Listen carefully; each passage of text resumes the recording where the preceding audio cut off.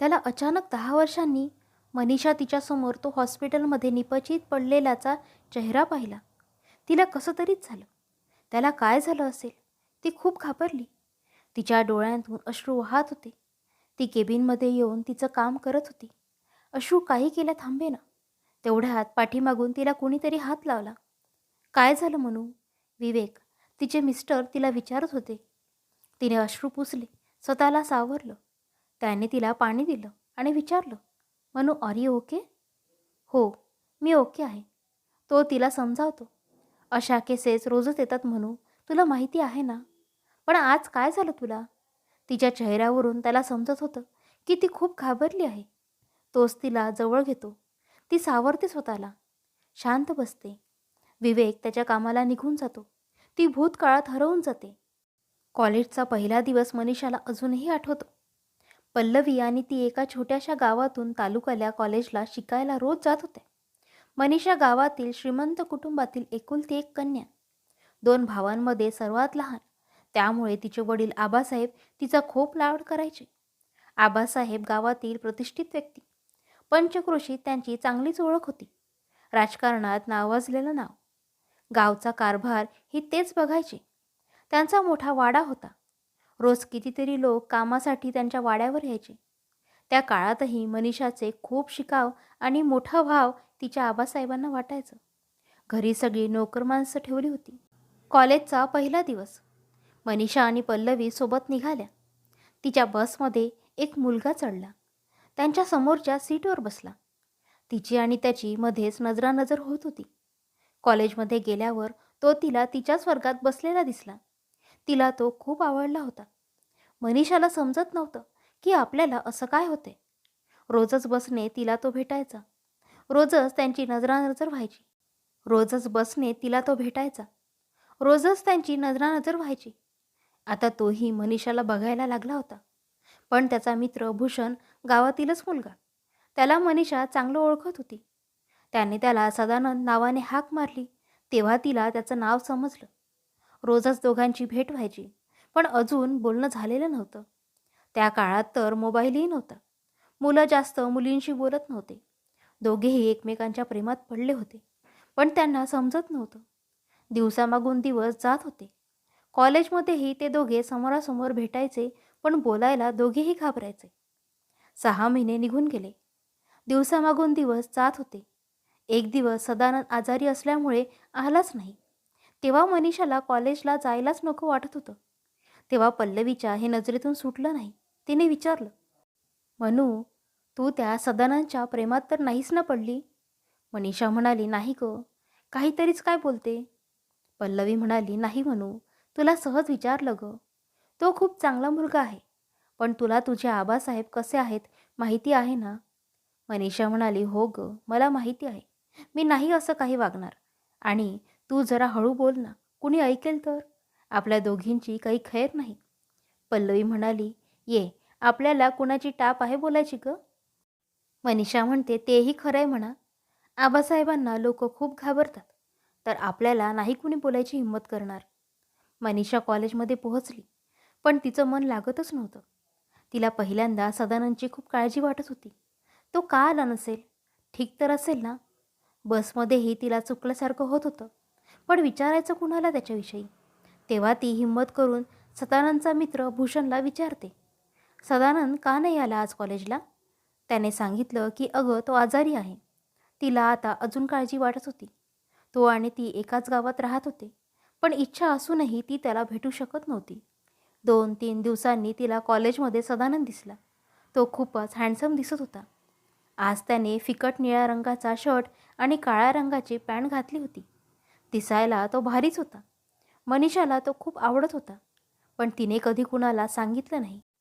पण काही म्हणा, तो आज तिच्या नजरेसमोर होता. तिच्या मनाला बरं वाटलं. त्याने आज पहिल्यांदा तिच्याकडे बघून स्मितहास्य केलं. तिला खूप छान वाटलं. त्या दिवशी त्यांचं कॉलेज सुटलं. पहिल्यांदा तिला सदानंदने आवाज दिला. त्याचा आवाज ऐकून ती थांबली. ती आज एकटीच होती. पल्लवी आलेली नव्हती आज. तिला मनातून थोडी भीती वाटली. सदानंदने मनीषाकडून नोट्स घेतले. उद्या परत देतो असं सांगितलं. तेव्हा प्रथम ते दोघे बोलले. मनीषा त्याला त्याच्याविषयी विचारत होती. त्याने तिला सगळं सांगितलं.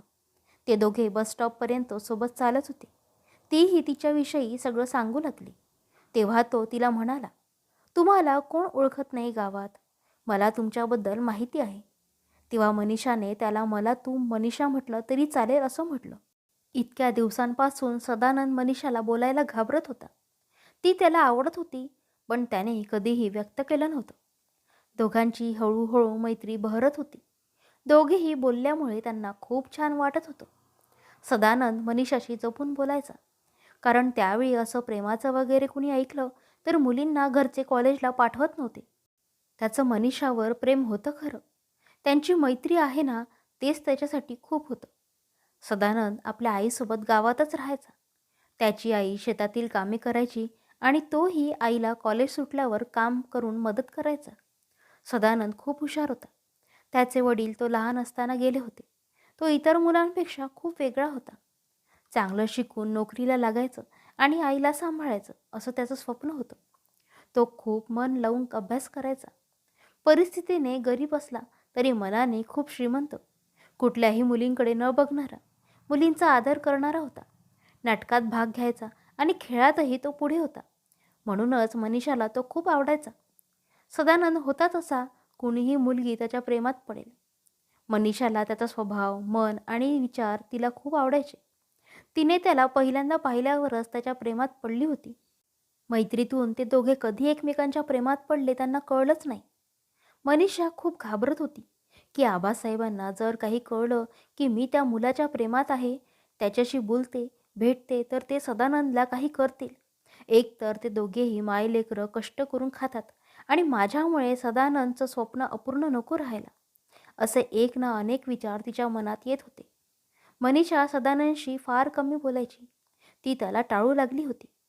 बसमध्ये किंवा कॉलेजमध्येही तो समोर असला की ती दुसरीकडे पाहायची. सदानंदला हे समजलं होतं. त्याचं प्रेम होतं, पण जर व्यक्त केलं आणि हिच्या घरी समजलं तर काय अवस्था होईल याची त्याला कल्पना होती. तो काही बोलत नाही. असेच दिवसामागून दिवस जातात. कॉलेजमध्ये कार्यक्रम होता. तेव्हा पहिल्यांदा मनीषाने साडी नेसली होती. साडीमध्ये ती खूप सुंदर दिसत होती. केस मोकळे सोडले होते. अजूनच तिचं सौंदर्य खुलून दिसत होतं. आज सगळ्यांची दृष्टी तिच्यावर होती. पण मनीषा कुणाला भाव देत नव्हती. ती मुलांशी बोलत नसे. सदानंद आज तिच्यातच हरवून गेला होता. हे त्याचा मित्र भूषणने पाहिलं. तेव्हा त्याने त्याला विचारलं, तुला मनीषा आवडते का सदा? तेव्हा सदानंदने सांगितलं की भूषण, हो, मला मनीषा आवडते. माझं प्रेम आहे तिच्यावर. अरे यार, मग सांग ना तिला जाऊन. रोजच बघत असतोस. ती दिसली नाही की कासावीस होतोस. किती प्रेम करतो रे तिच्यावर. अरे मग एकदा तुझ्या मनातील भावना तिला सांग ना. सदानंद म्हणाला, भूषण, तुला सोपं वाटतं का रे? मला नाही जमायचं हे प्रेमाचं वगैरे तिला सांगणं. आणि तशीही ती कुठे आणि मी कुठे? आमच्या दोघांत जमीन आसमानाचा फरक आहे वेड्या. मग तूच सांग, कसं मी तिला सांगणार? भूषण म्हणाला, सदा, अरे वेड्या, प्रेम हे प्रेम असतं. प्रेम ही खूप सुंदर भावना आहे. आणि प्रेम हे ठरवून होत नाही रे.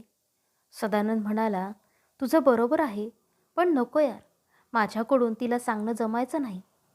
भूषण म्हणाला, अरे वेड्या, प्रेम करतोस ना, मग एकदा सांगून बघ ना. तुला बोलायला जमत नाही ना, मग एखादं प्रेमपत्र लिही ना. ही माझी आयडिया तुझ्या कामी नक्की येईल बघ. कार्यक्रम संपला. त्या दिवशी पल्लवी आणि मनीषा दोघीही सोबत बसमध्ये होत्या. आज सगळी मुले त्यांच्याकडे बघत होती.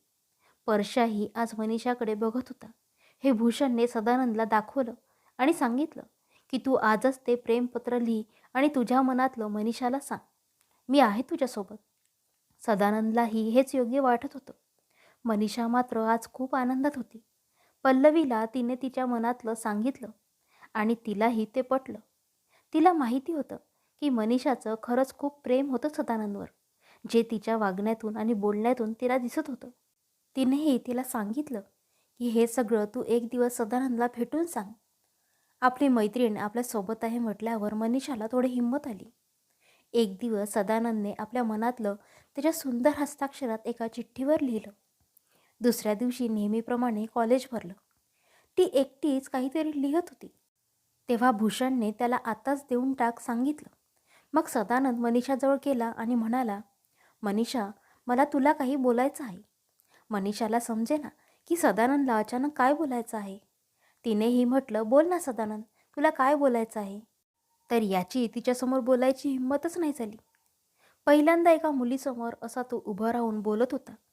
त्याला समोर बोलायला जमलंच नाही. त्याचे हात पाय कापू लागले. मनामध्ये थोडीशी भीती वाटली. एवढा वेळही नव्हता, कुणीही येऊ शकत होतं. तर शेवटी सदानंदने सांगितलं की मनीषा, मला जे तुला बोलायचं आहे ते मी या चिठ्ठीत लिहिले.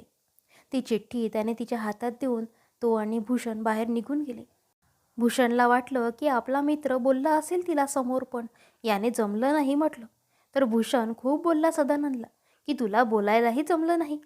तेव्हा दोघेही खूप हसले. दोघेही खूप चांगले मित्र होते. एकमेकांसाठी काहीही करायची तयारी होती. पण भूषणला ते माहिती होतं की सदानंदचं मनीषावर खूप प्रेम आहे आणि मनीषाही आता कधी सदानंद नाही आला तर भूषणलाच विचारायची. तोही तिला सांगायचा. त्या दिवशी कॉलेजमध्ये मनीषाला कधी ती चिठ्ठी वाचते असं झालं होतं. ती आज खूप खुश होती. तर इकडे सदानंद घाबरला होता. आपण आपल्या प्रेमभावना तिच्यापर्यंत पोहोचवल्या खऱ्या, पण ती काय म्हणेल तिच्या उत्तराची वाट बघत होता. त्याचं कशातही लक्ष लागत नव्हतं. मनीषाने ते सदानंदने लिहिलेलं पत्र वाचलं. खूप सुंदर भावना त्याने व्यक्त केल्या होत्या. तिचंही त्याच्यावर खूप प्रेम होतं. नकळत तिच्या डोळ्यातून अश्रुधारा वाहू लागल्या. तिने ते पत्र तिच्या डायरीत लपून कपाटात ठेवलं. खूप वेळा वाचलं. तिला कळत नव्हतं की आपण त्याला आपला होकार कसा कळवावा. तिनेही त्याला चिठ्ठीच लिहिली. दुसऱ्या दिवशी तिची वही त्याला दिली. सदानंदला जे समजायचं ते समजलं. त्याने वही घेतली. कॉलेज सुटेपर्यंत याने ते वाचूनही घेतलं होतं. तिने होकार दिला म्हटल्यावर सदानंदला खूप आनंद झाला. त्याने भूषणलाही सांगितलं. त्यालाही आपला मित्र एवढा खुश पहिल्यांदा दिसला. दोघांनी प्रेमाची कबुली दिली होती. एकमेकांना लपून छपून भेटायचे, कारण दोघांना कुणी एकत्र बघितलं तर ती भीती होती. रोज तर सर्वांसमोर बोलता येत नसे. मग ते बसमधून उतरल्यानंतर एकमेकांना चिठ्ठी द्यायचे. आपल्या मनातलं एकमेकांना पोहोचवायचे. त्यावेळेस भ्रमणध्वनी नव्हताच. त्यामुळे रोज असं बोलता येत नसे. कधी कधी तर नुसतं बघा लागे, कारण सर्वांसमोर बोलताही येत नसे. दोघेही मनापासून एकमेकांवर प्रेम करायचे.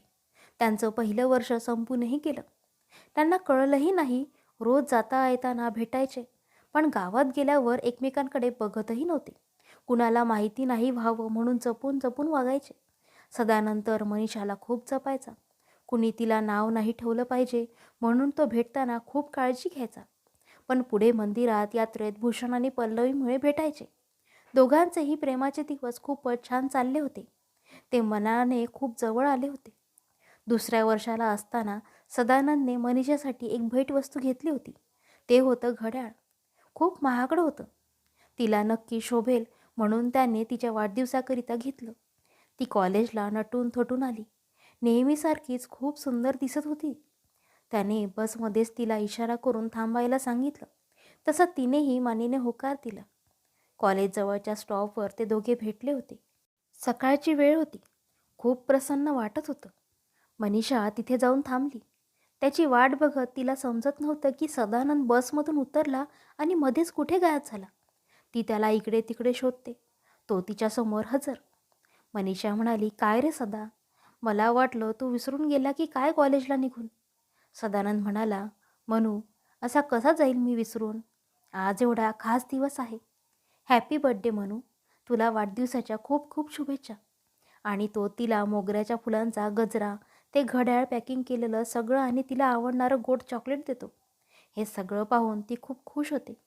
मनीषा म्हणते, सदा, तू एवढं केलंस माझ्यासाठी, अरे कधी जमवलंस. सदानंद म्हणाला, मनू ये, पण तुला खरंच भेटवस्तू आवडली ना? नाहीतर तू चल माझ्यासोबत, आपण घेऊया दुसरं तुझ्या आवडीचं. तुला आज काय गिफ्ट पाहिजे ते बोल, मनू मी देऊ शकतो. मनीषा त्याचा हात हातात घेऊन सांगते, सदा, मला फक्त तुझी साथ पाहिजे बस. दोघांच्याही डोळ्यात नकळत पाणी येतं. मग सदानंद तिला म्हणतो, मनू, आज तुझा स्पेशल दिवस आहे. असं आज रडायचं नाही. मी तुझ्या डोळ्यात अश्रू नाही बघू शकत. बराच वेळ जातो. कॉलेजचं पहिलं लेक्चर संपून जातं. दोघेही कॉलेजमध्ये पोहोचतात. आज मनीषाला तिच्या मनासारखं झाल्यासारखं वाटत होतं. तिचा वाढदिवस तर नेहमी यायचा, पण आज एक स्पेशल व्यक्ती तिच्या जीवनात आली होती, तो म्हणजे सदानंद. त्यामुळे तिला हा वाढदिवस खूप स्पेशल वाटत होता. स्पेशल प्रत्येकाच्या आयुष्यात अशी एक तरी व्यक्ती असते, जी कोणतीही अपेक्षा न ठेवता जीवापाड प्रेम करत असते. सदानंद आणि मनीषा एकमेकांवर खूप प्रेम करत होते. दोघेही मनाने खूप जवळ आले होते. दोघांनाही एकमेकांची साथ हवी होती. त्यांना एकमेकांची सोबत हवीशी वाटायची. खूप सवय झाली होती एकमेकांची. प्रेमाचा प्रवास चांगला सुरू होता. कुणालाही आताच काही कळू द्यायचं नाही असं दोघांनी ठरवलेलं होतं. पहिल्या भेटीपासून दोघांच्या जीवनात प्रेमाचा भर यायला लागला होता. दोघांचं जीवनच बदलून गेलं होतं. दोघेही एकमेकांसाठी जगत होते. सदानंतर मनीषाशिवाय राहू शकत नव्हता. त्यांनी मनीषाला आयुष्यभर साथ द्यायचं वचन दिलं होतं. दोघांनाही पुढे काय होईल याची कल्पना नव्हतीच. मनीषालाही सदानंदशिवाय करमत नसे. दोघांचंही हे शिक्षणाचं शेवटचं वर्ष होतं. हे वर्ष दोघांनी खूप आनंदाने मस्त एकमेकांच्या सोबत घालवलं. त्यांनी प्रत्येक क्षणाचा आनंद घेऊन जगत होते. दोघेही लपून छपून भेटत होते. पण कॉलेजच्या तिकडेच गावात कुणालाही खबर नव्हती. कॉलेजच्या दिवसात त्यांना एकमेकांची खूप सवय झाली होती. ते एकमेकांना सोडून राहूच शकत नव्हते.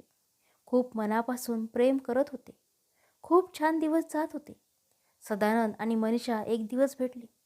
तेव्हा मनीषाने त्याला सांगितलं, सदा, मी तुझ्याशिवाय राहूच शकत नाही. मला तुझी साथ आयुष्यभर पाहिजे. तेव्हा सदानंदने तिला सांगितलं की मनू, माझंही तुझ्यावर खूप प्रेम आहे आणि मीही तुझ्याशिवाय राहू शकत नाही. पण त्याने तिला आपल्या मनातली खंत बोलून दाखवली. तुमची परिस्थिती, कुटुंब आणि सगळ्या गोष्टीत खूप फरक आहे. तर तेव्हा मनीषाने सांगितलं की प्रेम हे परिस्थिती, गरीब, श्रीमंत, रंग, रूप, जात, धर्म याचा विचार करून नाही होत ना. मला फक्त तुझी साथ पाहिजे. मग कशीही परिस्थिती असो, मी तुझ्यासोबत ॲडजस्ट करेन आणि मी तुझ्यासोबत जास्त आनंदी राहू शकते. मनीषाचं बोलणं आणि तिचे विचार ऐकून सदानंदचं निम्मं टेन्शन कमी झालं होतं. तो म्हणतो की कॉलेज संपल्यावर आपण लग्नाचा विचार करू. मी तुझी साथ द्यायला तयार आहे. आधी मी नोकरी मिळवतो. तेव्हा मनीषा खूप खुश होते. ते दोघे कॉलेजनंतर पुढील सोबत आयुष्याची स्वप्ने रंगवत होते. शेवटी पेपर सुरू झाले. हे शेवटचं वर्ष होतं, म्हणून दोघेही खूप अभ्यास करत होते. म्हणून दोघांची भेटच झाली नव्हती. फक्त रोज नजरानजर व्हायची, तेवढंच. बाकी रोज त्यांना बोलता येत नसे. दोघांनाही भेटायचं होतं. तेव्हा मनीषा सदानंदला खूप आठवण येते. शेवटचा पेपर संपला की त्या दिवशी भेटायचं आहे. नंतर मी मामाकडे गावी जाणार आहे. सदानंदला तर तिच्यापासून दूर जाण्याची कल्पनाही करू शकत नव्हता. आता कॉलेज संपल्यावर आपल्याला भेटू शकता येत नाही, म्हणून तो मनीषाची चिठ्ठीला उत्तर म्हणून तो ही चिठ्ठी लिहितो. त्यात शेवटच्या दिवशी पेपर संपल्यावर भेटूया असं तो चिठ्ठी लिहितो. मनीषाला ती चिठ्ठी देतो. ती पेपर सुटल्यावर घरी जाते. ती नेमकी ती चिठ्ठी वरती ठेवते आणि नेमका तिचा लहान भाऊ राजू ती चिठ्ठी उचलतो आणि बघतो. त्यात सदानंद मुलाचं नाव असतं. भेटूया वगैरे लिहिलेलं असतं. त्याला मनीषाचा खूप राग येतो. तो त्याच्या मोठ्या भावाला आणि आबासाहेबांना सांगतो. मनीषा खूप लाडकी आणि एकुलती एक, ते तिला दुखावू शकत नव्हते. तेव्हा तो मुलगा कोण आहे याची गावात चौकशी केल्यावर तो आपल्या आईसोबत राहतो त्यांना कळतं. ते दोघे भाऊ आणि दादासाहेब त्याच्या घरी रात्रीच माणसे पाठवतात. गाडीत माणसे जातात. सदानंदच्या घरी जाऊन त्याला धमकवतात. तो हुशार असतो. सर्वांना माहिती असतो, म्हणून आबासाहेब त्याला मनीषाचा नाच सोड, नाहीतर तू उद्या तिला भेटला तर बघ, तुला इथेच मारून फेकून देऊ, त्याला धमकी देतात. त्याची आईही खूप घाबरते.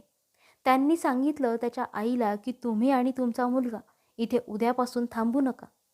पेपर संपला की मनीषाला न भेटता निघून जायचं आणि जर तू भेटला तर परिणाम वाईट होतील, समजलं? असं बोलून ते सगळे निघून गेले. त्या रात्री सदानंदची आई खूप रडत होती. तिने सदानंदला समजावलं, हे लोक खूप मोठे आहेत. यांना प्रेम वगैरे असलं काही समजत नाही. आपण त्यांच्यापुढे काहीही करू शकत नाही. त्याला समजलं की काहीतरी गडबड झाली असेल. त्या रात्री तो भूषणकडेही जाऊ शकत नव्हता. आईचीही त्याला काळजी वाटत होती. तो मनीषापासून उद्यापासून दुरावणार होता, म्हणून खूप रडत होता. त्याला खूप त्रास होत होता. त्याला तिचीही काळजी वाटत होती. आपण जर भेटलो तर ते घरचे मनीषाला त्रास देतील, मारतील आणि तिचं पुढचं शिक्षण थांबेल, तिचं स्वप्नही अपूर्ण राहील. तिच्या वडिलांना नाही प्रेम मान्य, पण मी मनीषाला खोटंही नाही बोलू शकत. तिला फक्त एकदा भेटून सगळं सांगायचं तो ठरवतो. त्या रात्री तो खूप रडतो. आईही उद्या गाव सोडून मामाच्या इकडे मुंबईला जाणार होती. तो रात्री तिच्या इथे एकदा तिला भेटायला जातो, पण व्यर्थ. तिच्या घरच्या इथे खूप लोक होती. त्याला तिला भेटता आलंच नाही. सकाळ झाली. मनीषा आज खूप छान तयारी करून कॉलेजला आलेली होती. ती खूप आनंदात होती. तिला आज पल्लवी खूप चिडवत होती. ती तशी लाजत होती. तिला आज सदाला मन भरून भेटायचं होतं, बोलायचं होतं. त्या दोघीही नेहमीपेक्षा लवकर आलेल्या होत्या. त्याची वाट बघत होती, पण तो आलाच नाही लवकर. पेपरला जाताना तो तिला दिसला. तिला खूप आनंद झाला. तसं त्यानेही तिला एकदा मन भरून बघितलं. मनाने खूप रडत होता. तो आतून पूर्ण तुटला होता. दोघेही त्यांच्या वर्गात पेपरसाठी निघून गेले. भूषणही त्याची वाट बघत होता, पण भेट झालीच नाही. इकडे मनीषा पेपर सोडवत होती. तिला सदाला कधी भेटते असं झालं होतं. हा वेळ लवकर संपण्याची ती वाट बघत होती. मध्येच घड्याळ बघत होती आणि हसत होती. सदानंदने लवकर कसाबसा पेपर पूर्ण केला. तो आजारी असल्याचं कारण सांगून बाहेर पडला. त्याने दुरून लपून फक्त एकदा तिला मन भरून बघितलं आणि तो कॉलेजमधून बाहेर पडला. त्याने बाहेर आल्यावर सगळं मन भरून एकदा बघून घेतलं आणि परत त्याने मागे वळून बघितलं नाही. घरी आल्यावर दोघा मायलेकरांनी सामान घेतलं आणि रेल्वे स्टेशनकडे निघाले. जाताना एकदा गावाच्या बाहेर पडताना त्याने सगळीकडे बघितलं. खूप आठवणी आणि त्याचं प्रेम सोडून तो आज ते गाव सोडून कायमचा मुंबईला निघून गेला. त्या दिवशी मनीषाने कॉलेज सुटल्यावर सदानंदची खूप वाट बघितली. तो कॉलेजमधून लवकर निघून गेल्याचं समजलं. ती रडायला लागली. त्याच्या काळजीने की त्याला काय झालं. तिचा त्याच्यावर खूप विश्वास होता. तेव्हा पल्लवीने तिला धीर दिला, सांभाळलं. भूषणने त्याला सगळीकडे शोधलं व इतर मित्रही शोधत होते, पण तो कुठेही नाही भेटला. शेवटी मनीषाची हालत बघून भूषण त्या दोघींना त्याच्या घरी घेऊन गेला. तिथे कुलूप होतं. शेजाऱ्यांनाही सांगितलं की ते निघून गेले. कुठे गेले कुणालाही माहिती नाही. तेव्हा मनीषाला धक्काच बसला. भूषणला विश्वास होता की त्याचा मित्र असा नव्हता. तो असा पळून जाऊ शकत नाही. पण कुठे गेला काही कळायला मार्ग नव्हता. त्याला काहीतरी गडबड वाटत होती. मनीषाला त्या दिवशी सदानंदचा थोडा रागच आला. हा असा अचानक न भेटता कुठे निघून गेला. ती घरी गेली. त्या दिवशी कुणाशीही काही बोलली नाही. तिच्या घरच्यांना सगळं माहिती होतं. त्यांनी तिला मामाच्या गावाला पाठवलं. तीही कोकणात मामाच्या गावी गेली. परंतु ती सदानंदला विसरू शकत नव्हती. तिचं खूप प्रेम होतं. तिने बरेच दिवस अन्नपाणी सोडलं होतं. तिला खूप त्रास झाला. तेव्हा घरच्यांनी कॉलेज संपल्यावर एका महिन्यातच तिचं लग्न जमवलं. त्यांच्याच नातेवाईकात एक डॉक्टर शिकलेल्या मुलाशी, विवेकशी मनीषाचं लग्न जमलं. ती अजूनही मनातून सदानंदला विसरू शकत नव्हती. तिने त्याची खूप वाट बघितली. तिला त्याला एकदा भेटायचं होतं, फक्त एकदा.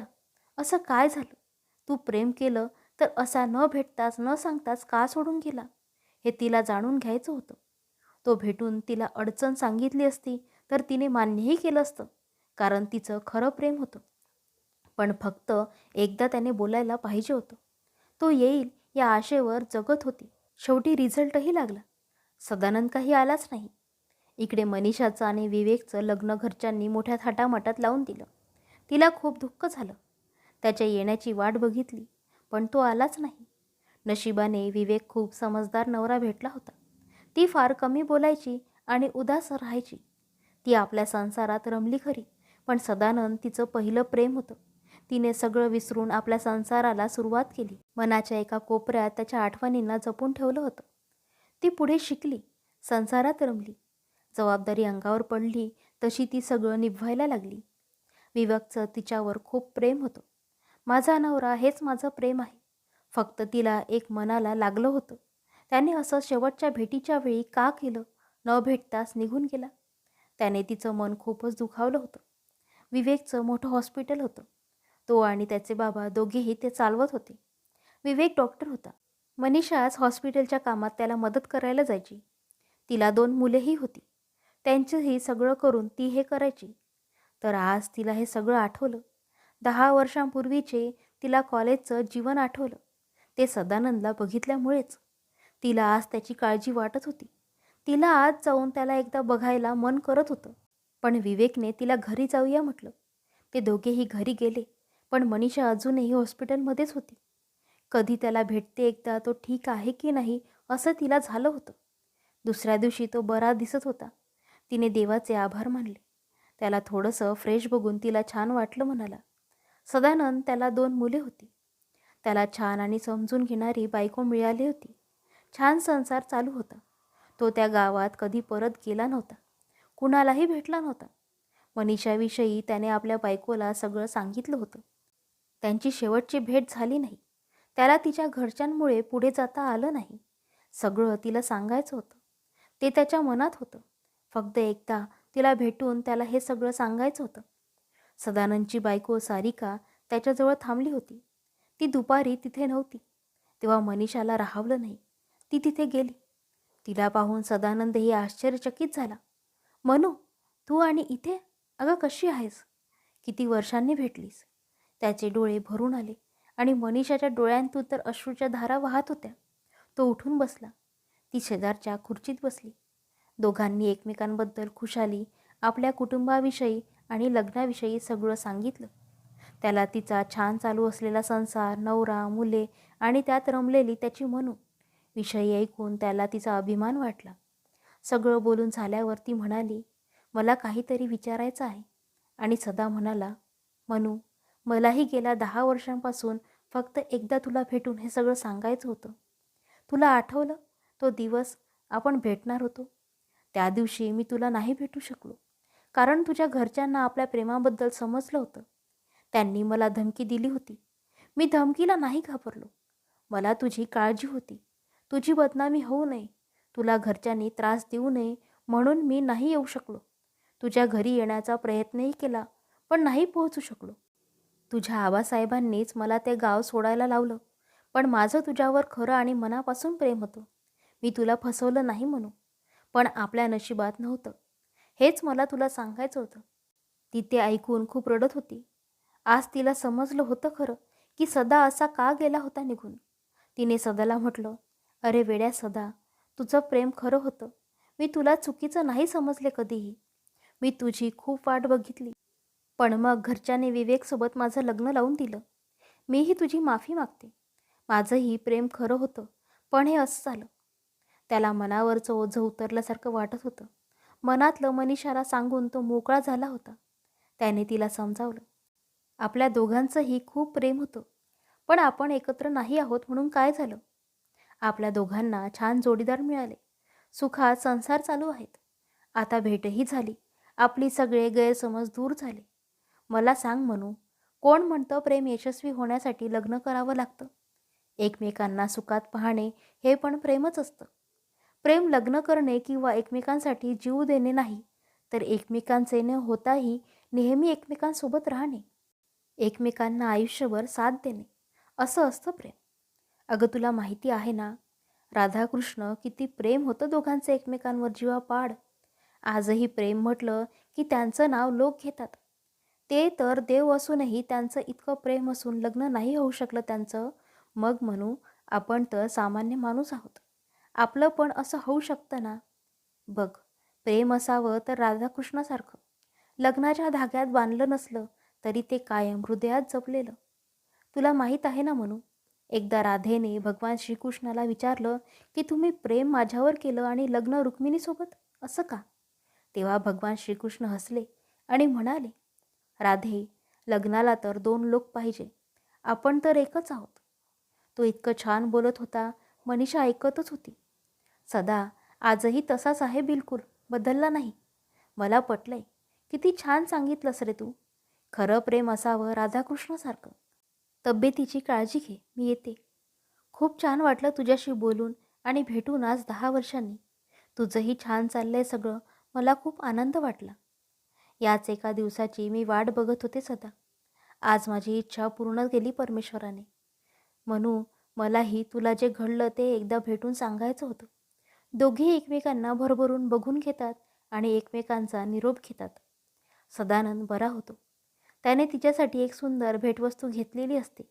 ते म्हणजे राधाकृष्ण यांची छोटीशी मूर्ती. खूप सुंदर आणि आकर्षक ती तो मनीषाला देतो. ती त्यांची शेवटची भेट. त्यानंतर दोघेही आपापल्या संसारात रमले.